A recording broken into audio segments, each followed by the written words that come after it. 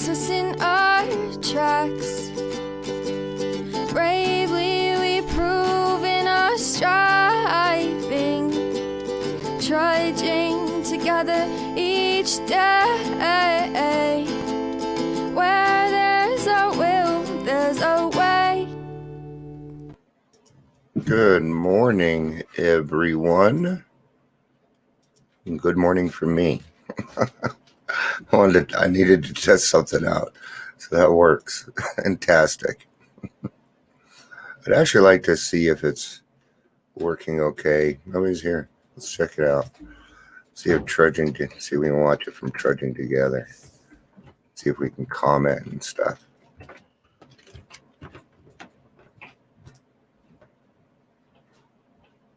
Yeah, it works. Okay. All right. Good morning, everyone. All right. If you are here, whether you're here for the live or the rewatch, please let me know. If you have anything to say on it, please feel free to. Yeah, good stuff. So we will get started with Odette today. April 9th. All right. April 9th, reflection for the day. Faith is more than our greatest gift. Sharing it with others is our greatest responsibility. May we of the program continually seek the wisdom and willingness by which we may well fulfill the immense trust which the giver of all perfect gifts has placed in our hands. If you pray, why worry? If you worry, why pray? All right, well, sharing it with others is our greatest responsibility. So faith being one of our greatest gifts. So how do we do that? Well, number one, we do that by running our mouths, right? It's one of the only forms of communication that we really, truly have. Yeah, this is a form of communication if I pick it up and dial, right, and talk to somebody on the phone. But if I'm texting, that's not communication. I don't consider that communication. You can use it as a form of communication, but it's just convenient. How many times have you had to go back and say, that's not what I meant in my text? Okay. When it comes to text, don't take it personally, man. Just don't. Just don't take them anyway. Our God is a mighty fortress, a bulwark who never fails us. May we praise God for our deliverance and for our protection. God gives us the gift of faith to share. May we pass along to others as best we know how in the loving spirit in which it was given to us. Today, I will remember God will not fail us. Cool.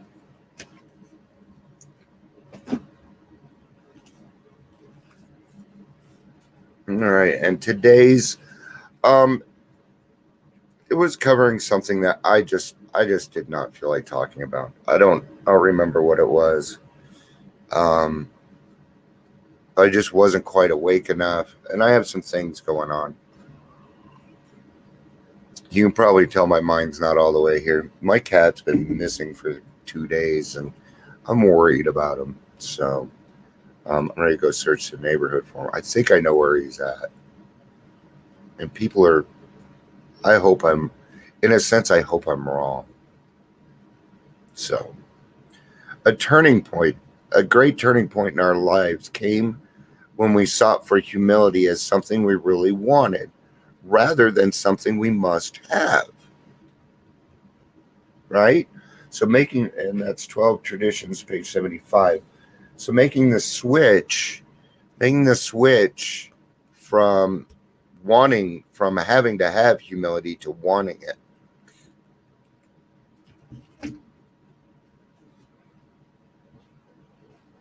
I'd already forgotten the page. All right, page 75. This is in step 7.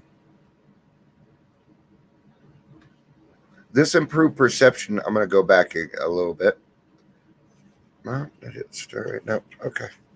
But when we have taken a square look at some of these defects, have discussed them with another person, have become willing to have them removed, because that's what we're doing right now. Step 7 is humbly ask God to remove our shortcomings. Our thinking about humility commences to have a wider meaning. By this time, in all probability, we have gained some measure of release from our more devastating handicaps. We enjoy moments in which there is something like real peace of mind. To those of us who have hitherto known only for excitement, depression, or anxiety. In other words, to all of us, this newfound peace is a priceless gift. Something new indeed had been added.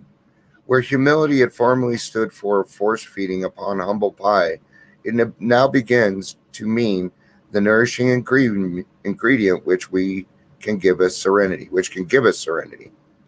This improved perception of humility starts another revolutionary change in our outlook.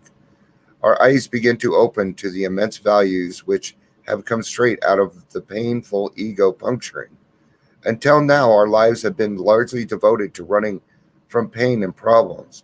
We fled from them as from a plague. We never wanted to deal with the fact of suffering. Escape via the bottle was always our solution. Character building through suffering might be all right for saints, but certainly did not appeal to us. Then in AA, we looked and listened. Everywhere we saw failure and misery transformed by humility into priceless assets. We heard story after story of how humility had brought strength out of weakness. In every case, pain had been the price of admission into a new life. But this admission had purchased more than we expected. It brought a measure of humility, which we soon discovered to be a healer of pain. We began to fear pain less and desire humility more than ever. So when we make that switch from having to have it to wanting it, we become something else.